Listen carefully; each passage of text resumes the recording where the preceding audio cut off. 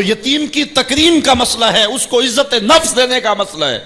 یتیم کو لوگوں کے اندر کھڑا کر کے اس کو اعزاز دیتے ہو، وہ اعزاز نہیں ہے، وہ رسوائی ہے. مجھے 1 سال قبل ایک ایسی تقریب میں لوگ کھینچ کر کے لے گئے جہاں وہ آج کل اجتماعی شادیوں کا رواج ہے. تو میں بڑی معذرت کی، میرے لیے مشکل ہوگا کیونکہ مجھے اندازہ تھا اس تقریب کا، لیکن میں کبھی گیا نہیں تھا پہلے. تو میں جب اس تقریب میں پہنچا تو یقین جانے کہ 2 دن تک جو ہے وہ میں بے چین رہا ہوں. میں کہتا ہوں غریب سے غریب آدمی ہوتا ہے نا، اس کو معاشرے میں پروٹوکول اعزاز نہ بھی ملے تو شادی والے دن تو مہمان خصوصی وہی ہوتا ہے نا، اس دن تو سارے اس کے چہرے کو ہی دیکھتے ہیں. لیکن ان دولوں کو بھی جو ہے وہ لائن پہ بٹھایا ہوا تھا اور اوپر مہمان خصوصی کوئی اور بیٹھے تھے. میں نے کہا یہ بیچارے مسکین آج بھی مہمان خصوصی نہیں ہیں، آج ان کی زندگی کا اہم دن ہے اور آج بھی اتنے لوگوں کے سامنے اشتہار لگایا جا رہا ہے یہ غریب لوگ ہیں، اور دلہنوں کا بھی اشتہار لگایا جا رہا ہے یہ غریب بچیاں ہیں. اور پھر کیا ان کے چہرے پہ کوئی مسرت کے آثار تھے اور نہ ان بیٹیوں کے چہرے پہ کوئی مسرت کے آثار تھے. تو لوگ خوشی بانٹنے چلے ہیں لیکن غموں میں اضافہ کرتے چلے گئے. رات کی تنہائی میں نکلو، اندھیرا پھیلا ہوا ہو، کوئی دیکھنے والا نہ ہو، اپنے سائے سے بھی بچو اور جا کے غریب کے گھر میں رقم پھینک کے آ جاؤ، اسے پتہ نہ ہو یہ پھینکی کس نے ہے، اور پھر وہ شادی کریں جو دعائیں ان کے کلیجے سے نکلیں گی عرش تک پہنچیں گے. تو بات دولت کی نہیں ہے، بات پیسے دینے کی نہیں ہے، بات تکریم کی ہے. کلا، دیکھو قرآن کا اسلوب، کلا بل لا تکرمون الیتیم. معاملہ یہ ہے کہ یتیم کی عزت، تکریم.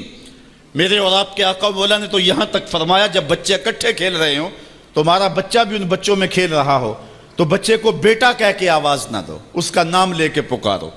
عرض کی گئی حضور بیٹا ہے، بیٹا کہہ کے پکاریں گے تو حرج بھی کیا ہے؟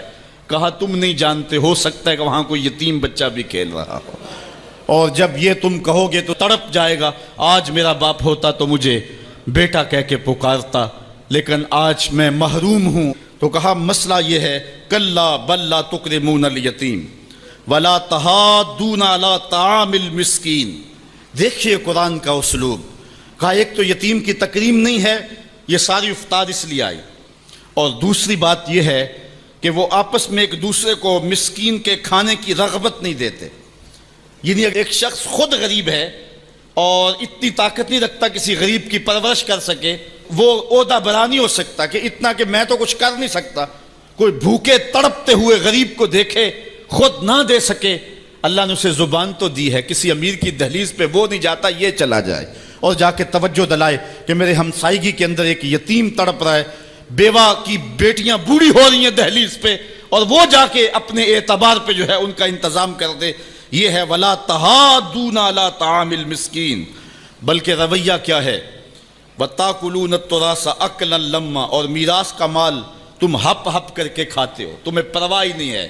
بیٹیوں کا حق اہل عرب جو ہے وہ غصب کر لیتے تھے اور بیٹیوں کا حق نہیں دیتے تھے. وَتُحِبُّونَ الْمَالَ حُبًّا جَمًّا. اور دولت کی محبت رچ بس گئی ہے کلیجے کے اندر، دل کے اندر اتر گئی ہے. تڑپتے ہوئے لوگ بھی دیکھتے ہو لیکن تجوریوں کے منہ نہیں کھلتے. اچھا انتظار ہو رہا ہے عیدگاہ میں، حضور نے یتیم کو سینے سے لگایا، گھر لے گئے اور سیدہ فاطمہ سے کہا کہ جس طرح کا لباس حسنین کو پہنایا ہے اس کو بھی پہناؤ.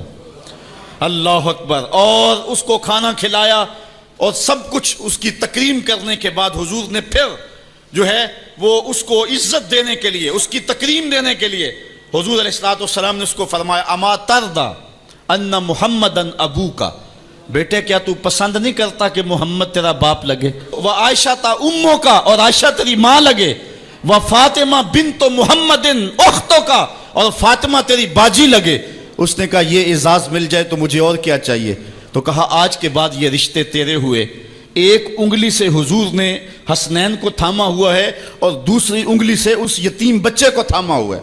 جب حضور عیدگاہ کی طرف بڑھ رہے ہیں تو اور بچے بھی اپنے ماں باپ کے ساتھ جا رہے ہیں. وہ بچہ زبان حال سے کہتا ہے تھا تو یتیم، آج یتیمی کا مزہ ہی نہیں آ گیا ہے کہ حضور کی انگلی تھام کے جا رہا ہوں.